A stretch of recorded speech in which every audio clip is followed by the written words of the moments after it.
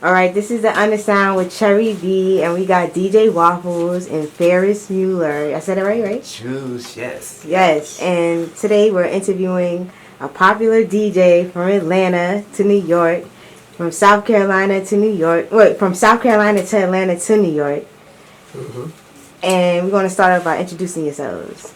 Introduce yourself. You can start, Ferris. Oh, hey, it's the Purple Goat, aka Ferris Muller. Big Juice. You can call me whatever you decide. I don't care. Y'all already know what it is. Your boy DJ Waffles on the check-in. I told y'all I'm on the way with waffles and juice. Okay. That's As like you good should. breakfast. Now, my first question is for you, DJ Waffles. I want to know, who was the DJ that inspired you to touch the turntables? Waffles. Mm-hmm. Okay. Waffles. Mm-hmm. Waffles. Mm-hmm. Waffles. You forgetting somebody. Waffles. Damn, Damn. that dude. Yeah. Okay. Yeah. Yeah. And what is most understood about the DJ culture? What's what? What is most misunderstood about the DJ culture? Misunderstood about the DJ culture is that the job is easy. A lot of people think that it's just like, oh, you just play records and that's it. No, it's really a passion. It's really a drive to this shit, and it takes practice. You get what I'm saying? It's not like push button DJs, cool, that's on them. But still, as a push button DJ, it's still things that you have to learn. It's still things that music you have to play, because what gets tricky, if you want to be a playlist DJ, eventually you're going to go into a party where they ain't fucking with that playlist.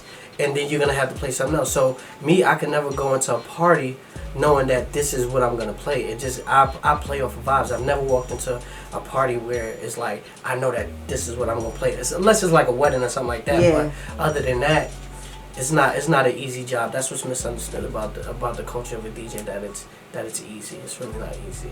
Okay. And I want to know, how did working at B100 Radio shape you to be a successful DJ?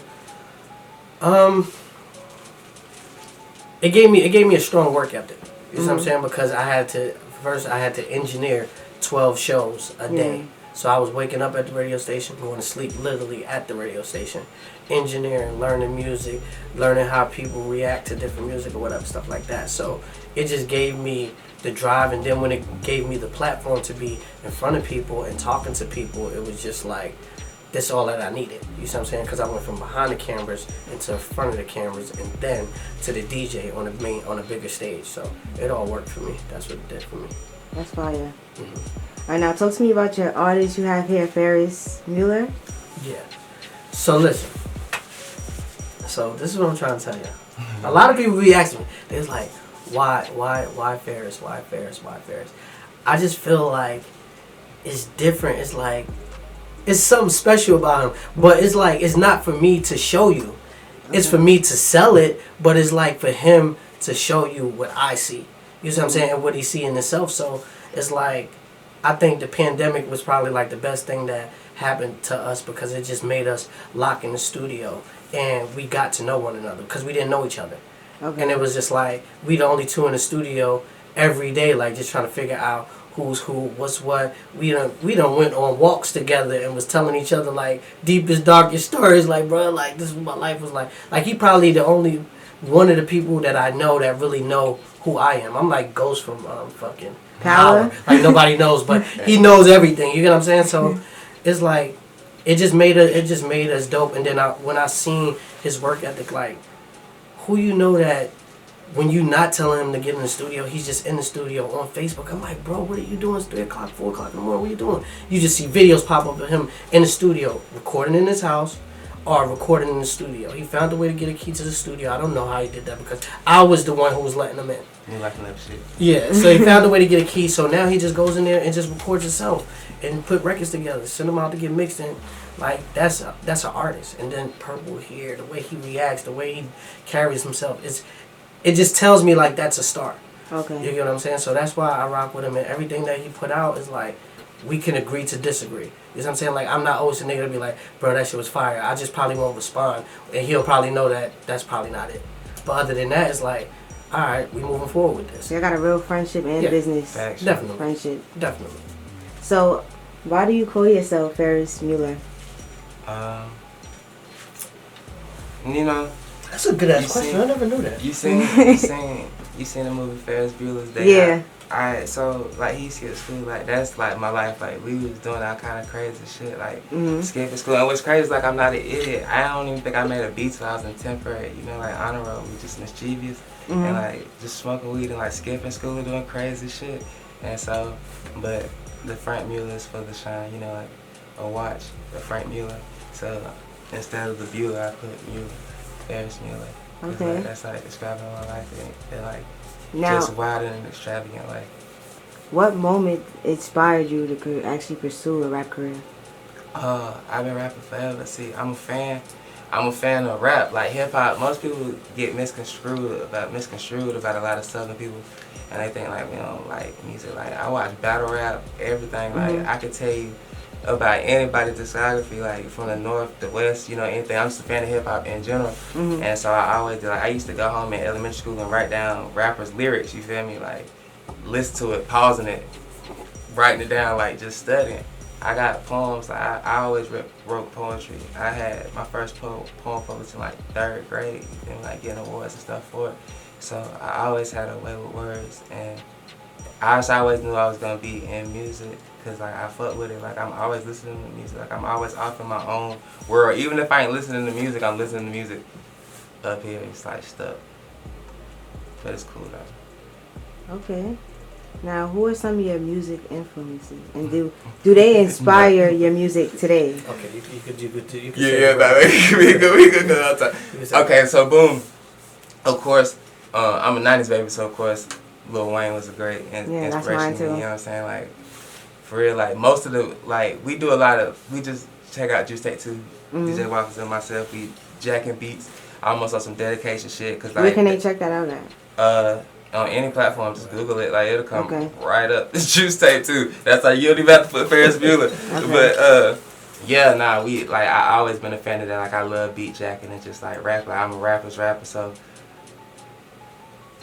I love keep forgot the question. My bad, I'm stoned. I think you answered it though. You said Lil Wayne. Oh no, I'm not done though. Boom, Andre 3000, who I consider like to be the GOAT. That's Okay. definitely one of my favorite rappers. Kurt Cobain is definitely a musical influence to me. From Nirvana, his music is inspirational as fuck. But like I said, I listen to everybody, but like if I had to name 3, those would be the 3. But does that show in my music? No. Besides maybe the work ethic like that maybe Wayne has, you know, cause like I literally like I maybe did 300 songs last year, you know. So That's and like good. a lot of stuff we don't even put out. It's just like exercise. Like you got to stay in the gym. Kobe Bryant, favorite athlete of all time, you know what I'm saying? Stay in the gym, you gotta obsess over what you do to win. And so I do just that. As You see that shit? An artist is obsessed with the way to win. Like I have to, like see nobody doesn't say shit like this. That's what I'm trying to tell you. Look, I'm just telling you. I be trying to tell people like they don't even be thinking about it. He they hungry. They just be like, yeah, he's cool, this, that, and third. But I'm just like, if you could really tap into the mind of somebody like that and how creative they really can be, and you can help them get it out, it's like shit. Just imagine. It's on the way though. Now, Waffles, Yes, being ma'am. that you moved from Brooklyn to Atlanta before the wave, what's the difference do you see in both environments? Is Atlanta the same for artists? I think That's you good question. you know what's so crazy? Because I just feel like the only difference between the music in New York and Atlanta and like the transition is the support system. That's a fact. You get what I'm saying? That's a fact. Because shout out to my guy JB, let him rest in peace. We did an event here, and he brought me here. I had brought Mondo on the beat. You know, he did beats for 2 Chainz. What's his name? Still Paid Move with the song that's going right now. That's crazy. He signed with Fujiano and them and stuff like that. But just brought Mondo and a couple of other people down here. And it was just like when we was in the room, it was just like so many different energies from the boroughs. And I'm like, well, I'm from the Bronx. I'm like, bro, like, you gotta relax. Yeah. It's just about, you know, everybody getting the opportunity to play music for me and stuff like that. And we tried to work with them. And it's just like in Atlanta, it's just so different. Like I've seen people just give features away. Like, hey, pull up. That's fine. Hey, pull up. Hey, pull up. So it's really like the support system, and I'm just waiting for New York to kind of do the same thing That's never instead gonna of happen. see. You know what I'm saying? And that's always going to be the difference. Because this has been a conversation for years, so it's like, if it hasn't changed, then when is it going to change? Listen, it has to, because I understand, like, everybody, they might be red, they might be blue, they might be black or whatever, stuff like that, but at the end of the day, the world is looking at you as a whole. You get what I'm saying? So if y'all keep on doing this division and all this stuff like that, y'all never get ahead at all. Atlanta, that shit is like, them niggas is coming out like robots over there. It's like assembly line. I'm telling you, it's like assembly line, and the only thing they gonna do is one gonna get built and everybody's gonna support. One gonna get built, everybody's gonna support them. Here's an arm, here's a leg, here's a back piece, this, that, and the third, and they're gonna keep on growing and they're gonna keep on doing what it is that they do for that city. Not saying that it overshadows everybody, but just being in that city, that's really like how they operate. That's a fact. I don't know, like, I wish New York was more like that. But it's not. Yeah, I got a wave though. Yeah, We do, but it's just like, it's in groups. Like, you're not a part of that wave, you're getting left behind. You know what I'm saying? See, I think, like, not to get off the subject, I feel like if Pop Smoke was here, I think, like, it could have really ushered back the sound with, like, Bobby and Rowdy. That's a fact. And everybody getting out, because it's just like, Brooklyn was there. Yeah, you know what I'm saying? So now, with that, I just feel like, even with Bobby, I just feel like it's pressure. One fumble is over. That's true. You know what I'm saying? Now, Ferris, how would you describe your genre of music, and where have you performed so far?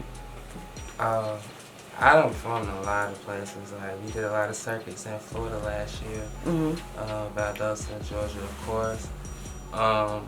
The genre music, you call it juice, because like there isn't really a genre for it. Like, I make crazy music. Like, some music I will just, like, some songs I just rap on, you know what I'm saying, like get bars. But then other times, like, I make some complete rock star shit, or like anything, but you couldn't classify it as rock and roll. So I just So you're versatile. Yeah, that's the best way to put it. I could have just said that to make a long story short. Yeah. Okay, tell me what inspired Big Juice. I've been saying that forever. Alright, so boom. I said I don't like the word swag. I feel like, so ever since like 2011, like, it's been dead. You know what I'm saying? Like, swag. I hate that shit. Yeah. So, and like, no offense. You know what I'm saying? If like you on that swag shit, that's cool. But like, I got the juice. So like, I put everything I do on juice. Like, juice, that's you. That's what you want. Like, everybody has their own juice. And your juice is not mine. Mine is not yours. But it's just like opportunity. It's about what you do with it. You could make your juice humongous. You feel what I'm saying? Like, you can make yourself humongous in that turn. So it's just like Big Juice. I got the biggest because I'm into me and I understand myself. You know what I'm saying? I understand, like, there's no limit to this shit. There's only a limit to you limiting your hustle. That's but true. If you feel like your hustle is unlimited and you could get as big as you wanted to. So it's Big Juice because I got the biggest. That's real shit. Now, what are some things about the music industry that you would like to see change for artists like yourself? This is what I'm saying. I live in a bubble. I do, like, I watch certain things, you know what I'm saying, but I try to stay on social media. Sometimes I'm not aware of certain things that go on. Yeah. But the grind, you feel what I'm saying? Like, ain't no excuses for nothing. You know what I'm saying? Because, like, you could hear somebody who, everybody knows music is not hard, you feel what I'm saying? But that consistency got them there, like, the grind. And I respect that so much. Like, nigga, who the fuck are you to say my shit ain't gonna go?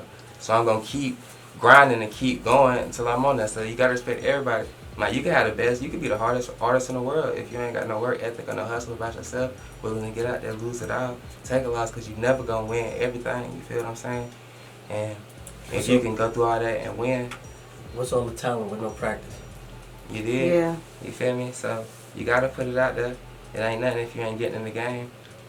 You gotta get in the game. And if you could work with any artist, who would it be?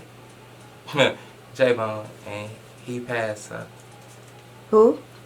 Bone. It's an artist from my city. It's my brother, really. For real. Okay. And he passed. So him, I like I said, I'm into me, like New Life, New Label, like mainly the artists I work with, like, and I do features and like I get other people featured on my songs, but like it's no.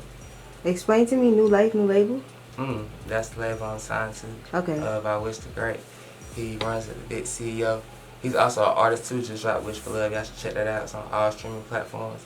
But yeah, that's the label, and like it's lit. We everywhere. You should go. Times Square right now. We got a billboard. Right now it's beautiful.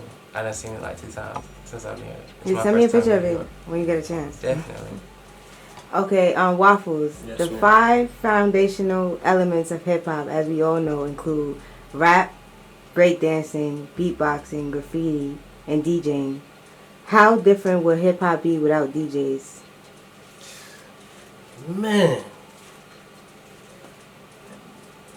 First of all, if you dated back, it wouldn't be no house parties because nobody would be able to play no cassette tape decks. It's out of there. Damn. Song after song, you can't even do it. So how you gonna do that? Damn. Playlist. If you play playlist, that pause in between the playlist, nobody wants to hear the songs. Nobody's gonna want to wait to the song after that. Then it's like, who's gonna break these records? Like, who's gonna put your music in Texas when you're in New York at the drop of a dime? You get what I'm saying? Like, it's gonna be so many things that's gonna cripple you without a DJ. You get what I'm saying? Like, who's gonna get it to the label? Who's gonna get it to the clubs? You think just because you popping on Spotify and I'm managing my club, I'm gonna put your song on my Spotify? First of all, you're not from my city, so my demographic is gonna be for my city. You're not gonna pop up in that unless you're going crazy. Yeah. But at the same time, it's like you don't got DJs on radio, so DJs on radios are gonna be playing playlists. They're going to play what's hot. So definitely, if I'm not having a mix show and I can't play this after this after this, and I'm just playing record after record, you'll probably never fit in. You'll never get your just due because of the simple fact that it's no DJ. And if you're going to mix records and do stuff like that, you're going to have to come to that point of calling yourself a DJ. So you can't go. And music is like super hard to miss that element as a DJ. Yeah. Okay. Is the Padded Room a place for emerging artists to break into new music or industry vets to hold discussion? Ooh, you asked for the double whammy. She tried. Hold on, wait a minute. I don't know. I had to call my sister in there for that so that we could actually. No, I think it's for both. Okay. You get what I'm saying? Because it's like when you come to the Padded Room, it's like it's a room for us. You see what I'm saying? It's our conversation inside one room. It's not for everybody else on the outside. Yeah, you can peek in, but it's for you just to see, for you just to listen. But you can't get in. That's why it's the Padded Room. Only certain people can come in. You get what I'm saying? And this conversation for us. You get what I'm saying? So, it would never be just for one person. Like, I'll interview you. I guarantee you could call the plumber of this building. We can sit down and I can interview him and he'll probably tell me everything. You get what I'm saying? So it's for everybody. Now, what made you break into the reality TV scene? Like, what made you do that? Shout out to my manager at the time, Deborah Andy, which is why she I respect her a lot. Yeah, she put me in position. Like every time like Love and Hip Hop was coming to the radio station, she would call me. Waffles, I need you to be in the set. Boom, I need you to do this. I need you to do that. Boom, I need you to do this. I need you to be on Growing Up Hip Hop. You see what I'm saying? So it's just like a person that know who you are and the loyalty to you that you have to them. They're gonna put you in position. That's what I was saying earlier about going to the South. It was like they're gonna put you in position. And to this day, like I just was talking to Deb 2 days ago. Like she'll put me in position to win all the time because of my loyalty to her. Okay. You know what I'm saying? So. All right, Ferris. If you could give your 10-year-old self advice, what would it be? Live. Because what is life without experience? I wouldn't change nothing I did. Because it makes me who I am today. And I respect myself. And I've been through a lot. And you know what I'm saying? So, like, I wouldn't tell them nothing. You feel me? No man needs to know the future. Because it is what you make it. And so this is what I made it. What is your main goal with this music? You know, everything that's going on. Like, Tell them the real story, what you want to do when this shit is over. Yeah, like, Cause I want them to be shocked about this shit. He was. Nah, like all this really that I do now is for bragging rights, and like before I told you so, it's like I always say like I'm a dope rapper. Now I really feel like I'm one of like the best rappers ever. Not to be like or try to be cocky. I'm just saying I really respect my craft and understand what I can do, and so the goal is to get big, but after I'm gonna give all my money away. And like what? And I'm gonna go to like Africa and I'm just disappear from the world. Cause I don't care nothing about the shit. Yeah, you feel do me? that. Yeah, I'm from the Alabama, like for real. Like, I'm from the hood for real. So like, we may do with whatever we had, you know. So like, I'm used to that. So Okay. like, I don't care about a lot of shit people care about. Like I just don't care about it. So yeah, I'm gonna go to Africa. Like, cause America crazy. I just wanna live like a quiet, secluded life. Like I don't go to the club like that. Like if we ain't got a show. And 9 out of 10, I ain't going unless they done drag me out, and I'm not gonna be in there for long. Yeah. You know, so like I like people, I like being around people, and like people will assume I don't fuck with them because I don't speak. You probably feel everything, like you know, vibes. energy like off the rip. Yeah, I like to read people. Yeah. But I just don't. But I fuck with people. I'm just not like super social. But like I'm having a good time. I might not even be smiling. You know what I'm saying? But like I'm probably having the best time just chilling. But I'm not like super social, so I enjoy my. I take solace in being alone. Put it like that. Like it gives me. I'm a thinker. I think a lot, so it gives me time to think. And so I'm gonna go to Africa and just like live crazy alone. Okay. If you could describe your music in 3 words, what would it be? What would they be? Big fucking shoes. Okay. And what do you have coming up next? We gonna drop a Purple Goat. Okay. Definitely check out the new video that we just released, Tesla. It's on Worldstar. It's dope as fuck. We finna drop another video to the song and the song Tail. It's dope as hell. Like I said, full project coming soon. And like we got enough material to drop 1 million projects, but like it's just gotta be right. But we going. Okay. Okay, Waffles. What was the moment that inspired you to create Fresh Mix Magazine, which I work for? I write for, and what purpose will it serve in the hip hop culture? So listen, so like I said, during the pandemic, it was like multiple things. My homeboy, shout out to Jason Bourne, let him rest in peace. He was like one of the biggest writers and bloggers in the scene of New York City. He put me in so many different magazines. He always made sure that I was good. Like he was the plug, Jason Bourne, the plug. So. You know, when he passed away, it was like I just wanted to do something dope. Plus, you know, he had DJ Envy. He was doing the stuff for the DJs. I had got $500 from him when they was giving out the money to the DJs because we was going through that pandemic and stuff like that. And it was just like, it just made sense. You get what I'm saying? And so now we was an entertainment magazine, and now we're kind of gearing towards like the DJs and entertainment. You get what I'm saying? Because there's really no DJ magazine out there now that I'm giving up the sauce a little bit. But you know, I just feel like it's gonna be a huge platform. Shout out to Sherry B, definitely one of the dopest writers that we got as well. So you know, it's for the culture, and I just think that it's really gonna be big. Like I got some other counterparts that came in within like the last 2 weeks to help push it and you know to help oversee it. So you know because it was just an idea and it was good. But now there's like people that have been working in magazine for 20 years have stepped in. Got business lawyers and stuff like that, like trying to really make the moves happen so that this goes where it's supposed to go as a digital magazine to stands. And it will. Choose. Okay. And if you could work with any legendary DJ on the set, who would it be and why? And then what's next for you? Legendary DJ. To me, I would say it's weird, but people always say like DJ Scratch, something like that. But I just feel like I would want to work with Funk Master Flex. And the reason why is because he knows how to deal with adversity. Like he finds ways to deal with shit. Like he do crazy shit, he do good shit, but at the same time I'm like I like what he did with the new project that he just did with Rowdy, Jada Kiss, stuff like that. You get what I'm saying? So I would just want to be around him just to pick his brain to see like how does it all operate. You get what I'm saying? So and who's my favorite DJ of all times, DJ Irie.